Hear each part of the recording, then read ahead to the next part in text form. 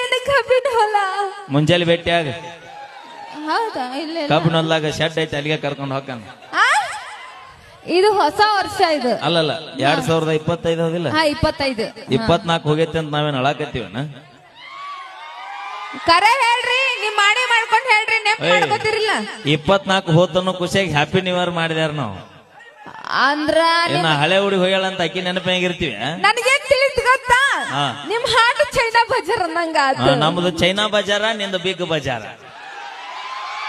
ನಮ್ದೇನ್ ಬಿಗ್ ಬಜಾರ್ ಅಲ್ಲ. ವ್ಯತ್ಯಾಸ ಏನು ಗೊತ್ತನ್ ಲಕ್ಷ್ಮಿ? ಏನ್ ಹೇಳ ನೋಡಣ. ಗಣಮಕ್ಕಳದು ಚೈನಾ ಬಜಾರ್ ಅಂದೆಲ್ಲ. ಹೌದು. ಈ ಚೈನಾ ಬಜಾರದೊಳಗ ಶ್ರೀಮಂತರು ಬಡವರನ್ನು ಭೇದ ಭಾವ ಯಾವತ್ತೂ ಇರಂಗಿಲ್ಲ.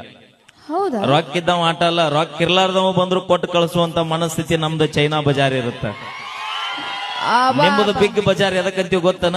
ಎದಕ್ಕ? ಬರೇ ರೊಕ್ಕ ಇದ್ದವ ಆಟ ಒಳಗ ಹೋಗಿ ಹೊರಗೆ ಬರ್ತಾನೆ ಇಲ್ಲಿ. ನಾ ಹಂಗ ಅರ್ಥದ ಮ್ಯಾಗ ಹೇಳಿಲ್ಲ. ಎಷ್ಟು ಹುಡುಗಿಯರ್ ಮನಸ್ಸೊಳಗೆ ಇಟ್ಕೊಂಡಿರ್ತೀರ ಅಂತ ಕೇಳಾಕತ್ತೀನಿ ನಾ ಕ್ವಶನ್. ಇದು ಹೇಳ ನನಗ. ಎಷ್ಟು ಮಂದಿ? ಎಷ್ಟು ಹುಡುಗಿಯರ್ ಮನಸ್ಸೊಳಗ? ಹನುಮಪ್ಪಗನ ಮುಂದೆ ಬೆಳಗಾಕ ಸಾವಿರಾರು ದೀಪ ಇರಬಹುದು. ಆಂಜನೇಯಗ ಬೆಳಗು ದೀಪನ ಬೇರೆ. ಊರು ತುಂಬಾ ಸಾವಿರಾರು ಹುಡುಗಿಯರ್ ಇರಬಹುದು, ನಮ್ಮ ಮನಸ್ಸಿನಾಗಿರೋ ಹುಡುಗಿನ ಬೇರೆ.